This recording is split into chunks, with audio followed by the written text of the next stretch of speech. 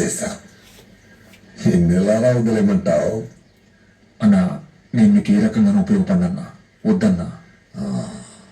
నేను నిన్ను పిలిపించా, నా ముందు కూర్చోబెట్టా, నా దగ్గర పని చేయమని అడిగినందువల్ల నేను బద్దిమాలినట్టు అర్థం కాదు.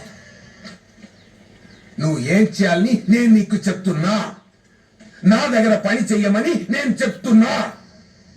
అర్థమైందా నీకు? అన్నా, దొరన్నం నేను చంపలేదు. అవునయ్యా, నీ చంపలేదా? ఒకవేళ దొరన్నం చంపింది నేనే అయితే ఆయన్ని చంపి నాకు మిమ్మల్ని చంపడానికి ఎంతసేపు అన్నా?